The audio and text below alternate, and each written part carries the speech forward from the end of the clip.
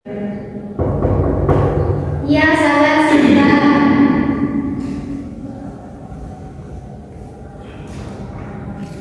Selamat pagi, mari sahabat masuk.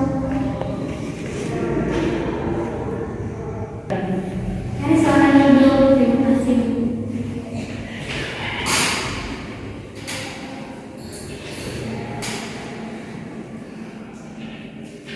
Inilah ruang konseling dan saya siap membantu Anda. Selamat pagi, selamat pagi Ibu. Bagaimana kabar kamu hari ini? Puji Tuhan baik, tapi ya begitulah. Baiklah kalau begitu, kamu kelihatannya sedang bersedia. Iya Ibu. Baiklah, saya siap membantu Anda. Apakah kamu datang ke sini atas kemauan kamu sendiri? Iya, atas kemauan sendiri Ibu. Oke, baik. Sebelumnya kamu sudah pernah melakukan konseling perorangan? Belum pernah. Oke, baik. Sebelum itu saya ingin memberitahu bahwa konseling perorangan merupakan salah satu jenis konseling yang diberikan kepada seseorang atau individu melalui komunikasi, baik itu secara langsung maupun tidak langsung, untuk memperoleh informasi dan pengentasan masalah yang dialami konseling. Ya, baik Ibu. Sehingga konseling perorangan ini mempunyai tiga tujuan. Yang pertama, untuk memperoleh informasi tentang konseling, dan yang kedua untuk memperoleh pemahaman tentang konseling, dan yang ketiga untuk mengentaskan masalah yang dialami konseling. Ya Ibu. Di sini juga konseling perorangan mempunyai beberapa hal yang harus dipatuhi. Yang pertama adalah kesukarelaan, di mana kamu hadir di sini karena bukan paksaan dari pihak lain, tapi dengan kamu sendiri. Dan yang kedua adalah kerahasiaan, di mana masalah yang kamu sampaikan hari ini tidak akan diketahui oleh pihak lain, hanya kita berdua saja yang tahu. Dan yang ketiga keinginan, di mana masalah yang kamu sampaikan adalah masalah yang terjadi sekarang, bukan yang terjadi di masa lampau. Dan yang keempat adalah keterbukaan, di mana selama proses konseling tidak ada kepura-puraan di antara kita berdua. Dan yang kelima adalah aktivitas, di mana selama proses konseling kita berdua sama-sama aktif. Dan yang terakhir adalah keterbukaan, di mana saat proses konseling berlangsung kita harus mematuhi nilai dan norma yang berlaku. Di sini juga ada beberapa tata cara yang akan dilakukan selama proses konseling, di mana yang pertama saya mengingatkan Anda, dan yang kedua Anda menceritakan masalah yang Anda alami, dan yang ketiga kita bersama-sama membahas masalah ini sampai tuntas. Tapi sebelum itu saya ingin minta kesepakatan untuk proses konseling kita berikutnya. Kamu menggunakan media cetak, Zoom, WA, ataupun secara langsung? Secara langsung saja. Baiklah, kalau begitu lalu waktunya kapan dan di mana tempatnya?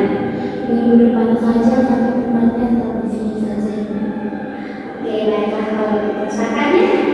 Ya, sebelum itu siapa nama kamu? Nama saya Gabra Mikaela Ferdinand. Oke, baik. Jadi perkenalkan, nama Ibu Tia Wanti. Di sini juga ada Ibu Tina, Ibu Teresia, Ibu Linda, Ibu Dewi, dan Pak Nando dan Pak Ije. Jadi kalau kamu ingin melakukan konseling berikutnya, mungkin bisa salah satu dari kami. Ya. Jadi kedatangan kamu di sini tentunya punya maksud dan tujuan. Silakan kamu ceritakan maksud dan tujuan kamu datang ke sini. Saya malas belajar. Jadi kamu merasa malas belajar. Lalu sejak kapan kamu mulai merasa malas belajar? Sejak semester 2 ini dan tidak terbentuk lagi. Jadi kamu merasa malas belajar sejak semester 2 ini. Lalu apakah ada mata kuliah tertentu yang tidak kamu sukai? Iya, tidak. Tidak ada. Jadi tidak ada mata kuliah yang tidak kamu sukai. Lalu sekarang kan kamu sudah berada di semester 2. Lalu bagaimana dengan prestasi belajar kamu di semester 1? Nilai saya jelek. Oke, baik. Jadi kamu mengatakan bahwa nilai kamu jelek. Lalu apa yang kamu maksudkan dengan nilai jelek itu sendiri? Nilai saya hancur. Baik. Dari apa yang kamu mengatakan bahwa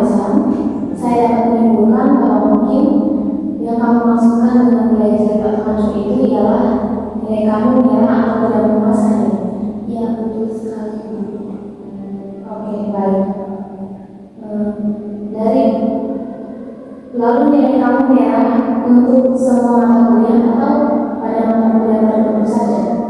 Semua mata kuliah ini. Jadi nilai kamu merah untuk semua mata kuliah ini. Lalu, apakah kamu merasa malas belajar untuk semua mata kuliah atau untuk mata kuliah tertentu saja? Untuk semua mata kuliah. Jadi kamu merasa malas belajar di semua mata kuliah. Lalu, apakah kamu mempunyai minat terhadap program studi yang sedang kamu jalani sekarang? Tidak ada ibu. Tadi kamu mengatakan bahwa kamu tidak mempunyai minat terhadap program studi yang sedang kamu jalani ini. Tapi kamu datang ke BK. Tindakan ini tidak sesuai dengan minatmu. Lalu, apa alasan kamu mendaftar untuk masuk ke program studi BK ini? Karena dorongan dari orang tua dan paksaan, sehingga saya masuk ke prodi bimbingan dan konseling. Karena orang tua melihat bahwa pekerjaannya sangat luas. Oke, jadi sejauh ini kita sudah membicarakan beberapa hal. Bahwa awalnya kamu merasa malas belajar sejak semester 2 ini. Lalu kamu tidak punya minat di setiap mata kuliah karena nilai kamu merah di semester 1. Ya, ibu. Oke, baik. Dari pembicaraan tadi, saya dapat menyimpulkan beberapa hal, yaitu yang pertama, gejala masalah yaitu nilai yang merah dan malas belajar. Dan jika hal ini terus berlanjut, maka dampaknya adalah nilai kamu yang semakin menurun. Gejala ini kemungkinan disebabkan oleh dua faktor, yang pertama faktor internal, yakni tidak mempunyai minat terhadap program studi BK, dan faktor eksternal, yakni mengikuti keinginan orang tua dan adanya pemaksaan menunda oleh orang tua. Dan berdasarkan cerita kamu tadi, ibu melihat bahwa kamu sedang menghadapi masalah belajar. Dan jika pola ini terus berlanjut tanpa dikendalikan, ada beberapa akibat serius yang bisa terjadi. Misalnya, nilai kamu akan semakin turun. Dan dari penjelasan kamu tadi, kemungkinan masalah ini disebabkan oleh beberapa faktor, yaitu yang pertama faktor internal, yakni tidak mempunyai minat terhadap program studi BK, dan yang kedua faktor eksternal, yakni mengikuti keinginan orang tua dan pemaksaan terhadap oleh orang tua. Apakah kamu setuju dengan hal-hal itu? Iya, saya setuju. Oke. Sekarang kita akan mencoba untuk mencari solusi yang bisa dilakukan untuk menghadapi masalah yang sedang kita hadapi sekarang. Tapi sebelumnya kita harus mengatakan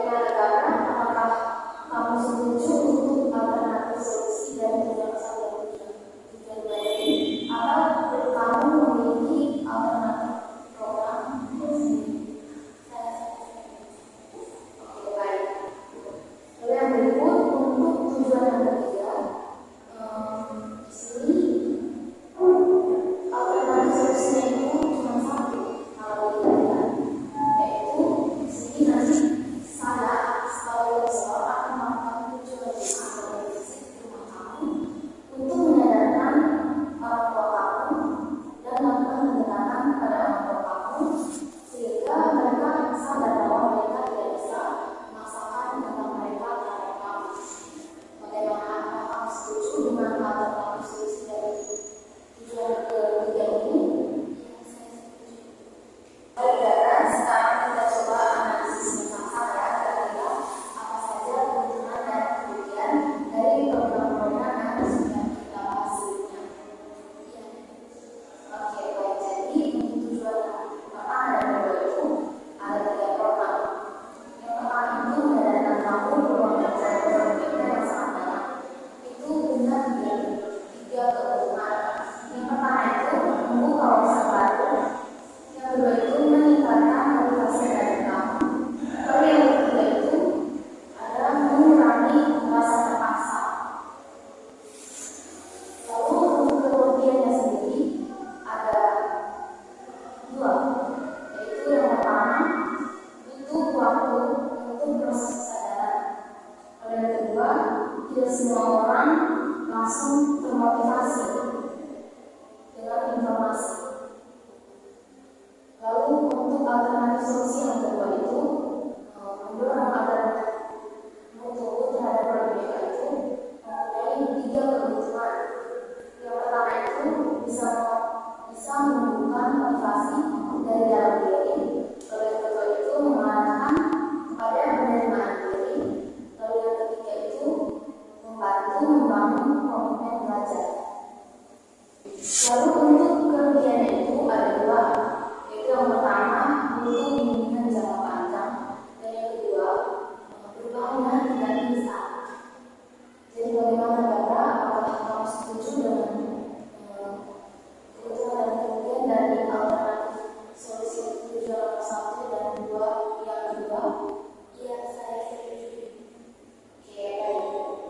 Lalu alternatif solusi yang ketiga itu melatih teknik meditasi untuk meningkatkan kesadaran dan komitmen diri. Nah, di sini program ini itu punya 3 keuntungan. Yang pertama itu membantu memusatkan perhatian dan mengatakan pikiran secara positif. Lalu yang kedua, mengurangi rasa terpaksa dan stres internal dari dalam diri kamu. Lalu yang ketiga, meningkatkan penerimaan diri dan komitmen dalam belajar. Untuk kerugiannya sendiri ada 2. Yang pertama itu belajar. Lalu selanjutnya itu untuk tujuan yang ketiga itu ada 1 alternatif program, yaitu konselor atau saya sendiri mengunjungi rumah kamu dan menyadarkan bahwa kamu. Lalu keuntungannya itu ada 3. Yang pertama melibatkan faktor eksternal. Lalu yang kedua itu rumah kamu dan kata-kata. Lalu yang kedua itu menumbuhkan hubungan orang tua. Lalu yang ketiga itu mengurangi tekanan keluarga. Lalu ada juga 4 kerugian dari program tujuan ketiga ini, yaitu yang pertama butuh koordinasi waktu dan tempat. Yang kedua, orang tua bisa berinfeksi. Lalu yang ketiga, tidak efektif jika kamu belum berubah. Lalu yang keempat itu jarak antara. Lalu yang keempat, jarak antara tempat ini dan tujuan kamu cukup jauh. Bagaimana Dara, apakah kamu setuju dengan keuntungan dan kerugian untuk program dari tujuan ketiga ini? Iya, saya setuju. Oke, baik Dara. Selanjutnya itu kira-kira kamu mau alternatif program yang mana untuk tujuan 1 dan 2? Kira-kira kamu pilih yang mana? Saya mau melatih untuk meningkatkan kesadaran dan Baik, lalu untuk tujuan yang ketiga ini hanya ada 1 program. Berarti kita akan melakukan program ini untuk tujuan ketiga. Bagaimana Dara, kira-kira kamu, apakah kamu setuju dengan hal ini? iya, saya setuju. Dara,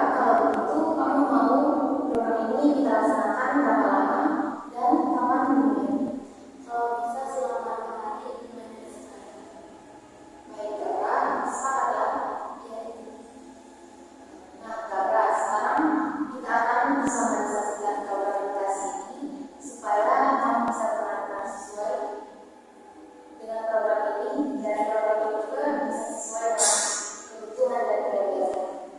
Jadi ibu akan menyesuaikan waktu, cara pelaksanaan, dan tujuan latihan teknik meditasi ini agar sesuai dengan apa yang nyaman untuk kamu. Baiklah, sebelum kita melakukannya, saya mau menyampaikan bahwa tujuan kita melakukan meditasi ini adalah untuk meningkatkan kesadaran dan komitmen diri kamu secara perlahan. Selanjutnya, kira-kira bagaimana melaksanakan meditasi ini? Yang pertama itu kita akan memiliki alat untuk memusatkan pikiran atau alat mental. Kemudian kamu harus dalam keadaan rileks dan dalam posisi yang enak. Kemudian saya akan menginstruksikan kamu untuk menarik nafas dan menggunakan alat mental yang kamu gunakan. Waktu melakukan meditasi, kamu harus bersikap positif. Kamu akan melakukan meditasi sekitar 10 sampai dengan 20 menit. Kita akan membahas pengalamanmu selama meditasi. Ingatkah kamu menggunakan meditasi ini, Bapak? Ya, saya tertarik melakukannya. Rupanya meditasi ini cocok untuk menyadarkan saya dalam mengenal komitmen diri saya. Baik, Bapak. Pertama-tama kita akan memilih terlebih dahulu alat mental yang akan kamu gunakan. Alat mental itu dapat membantu kamu dalam memusatkan perhatian pada pernapasan, dan dengan mengulang-ulangnya, kamu akan menjadi bebas dari pikiran atau imajinasi yang mengganggu. Contoh dari alat mental itu antara lain kata zoom, ramah, dalam, dan sebagainya. Oke Ibu, saya akan memilih kata Zoom sebagai alat mental yang akan saya gunakan dalam meditasi ini. Baik, kawan. Sekarang kita akan melakukan meditasi. Ini cukup tenang untuk meditasi, karena itu bisa kita gunakan ruangan ini.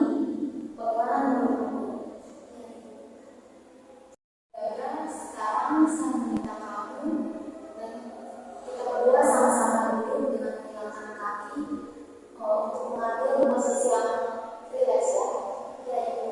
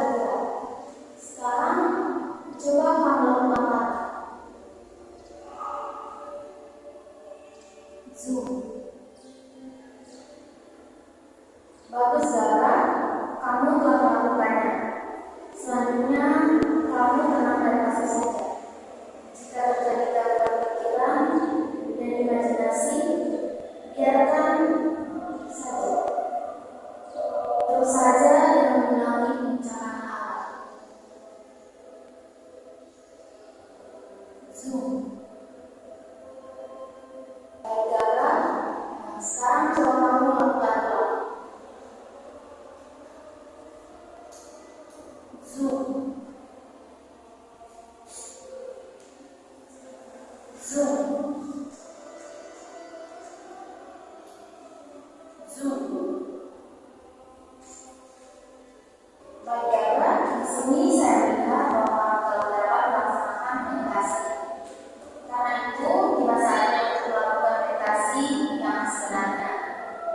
Sekarang, terus pejamkan mata, relax, tarik nafas dan hembuskan nafas serta sebutkan arah mental. Lakukan meditasi ini selama 10 sampai 20 menit.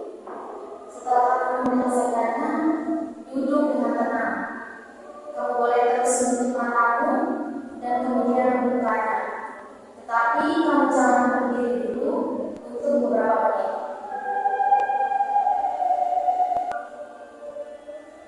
Zoom. Zoom. Zoom. Zoom. Zoom. Zoom. Zoom. Zoom. Zoom. Zoom. Sekarang kamu bisa membuka mata kamu. Baik Dara, kira-kira bagaimana perasaan kamu setelah melaksanakan meditasi tadi? Pikiran atau imajinasi apa saja yang muncul? Saat meditasi saya merasa sedikit fokus dan capek. Tetapi beberapa kali saat saya menarik nafas dan mengucapkan kata Zoom, saya merasa lebih tenang. Saya sempat membayangkan wajah orang tua saya sehingga yang ingin saya sukses menjadi guru BK. Dulu saya merasa itu beban. Tapi saat saya meditasi, saya berpikir bahwa itu adalah kesempatan, bukan sekedar paksaan. Saya merasa lebih ringan dan pikiran saya jernih. Lalu Dara, kira-kira apa yang akan kamu lakukan nanti ketika pikiran untuk tidak berminat di proyek BK itu muncul? Saya biarkan saja dan terus berkata dengan atensi. Akhirnya pikiran itu mulai lemah dan Baik Dara, sekarang saya minta kamu untuk kembali duduk ke tempat duduk masing-masing.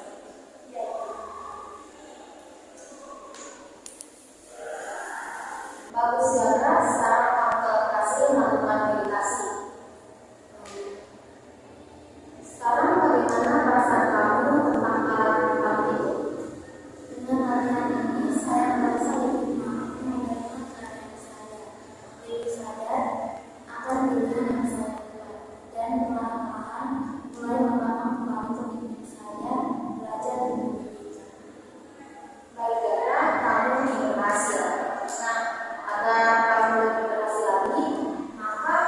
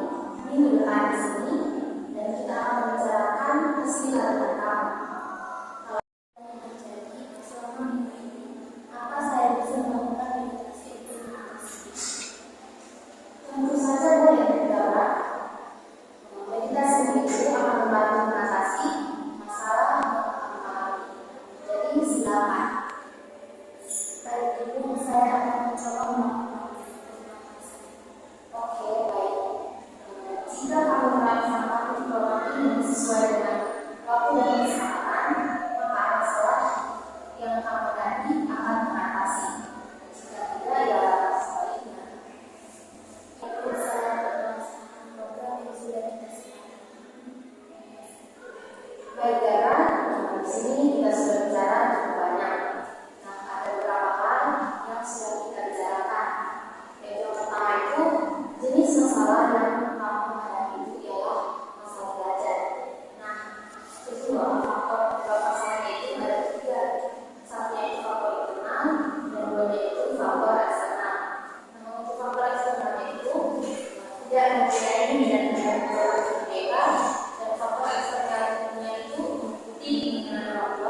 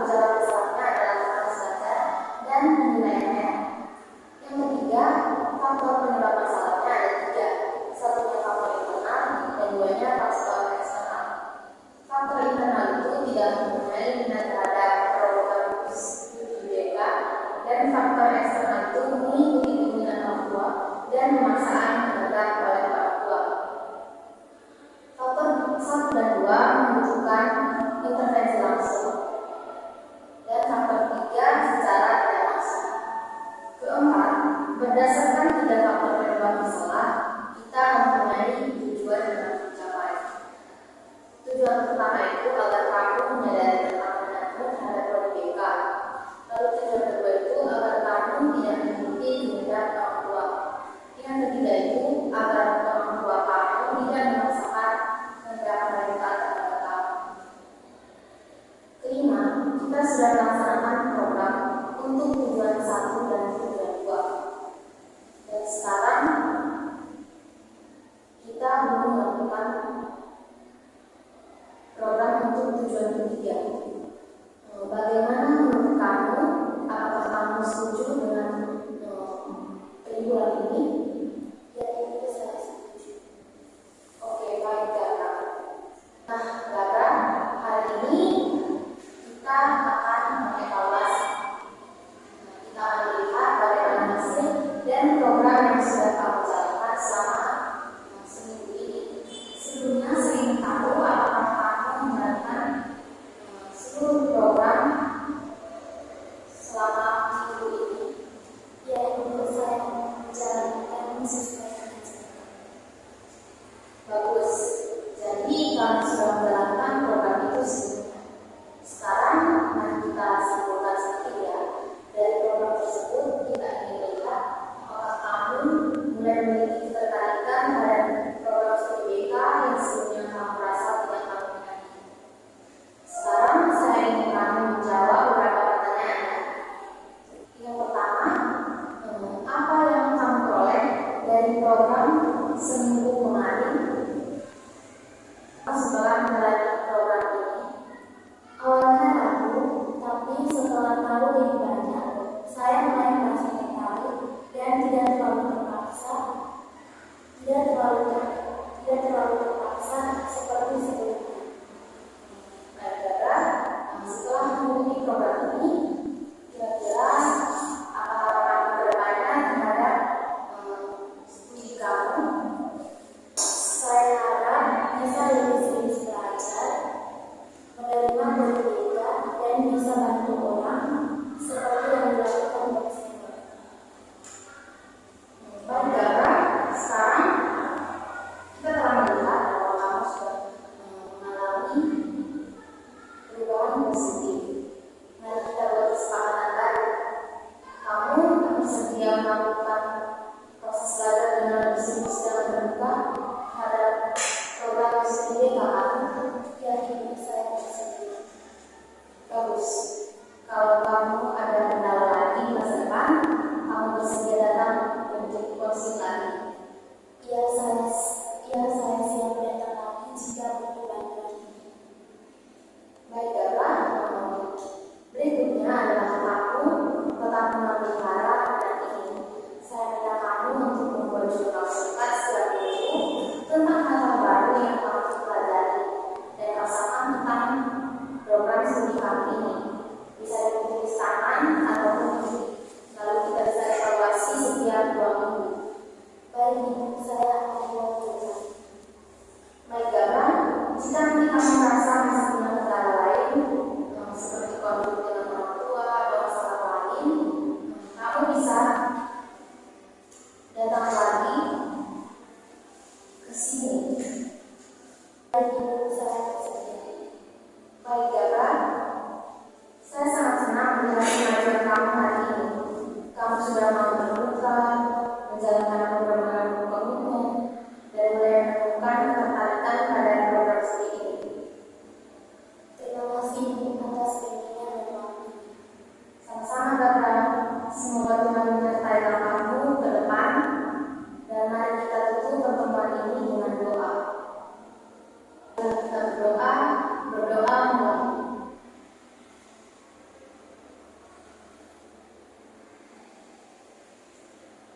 Berdoa selesai.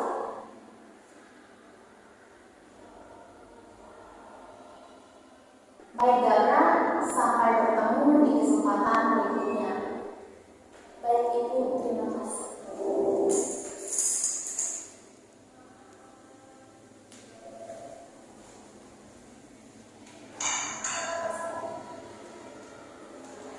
Ibu,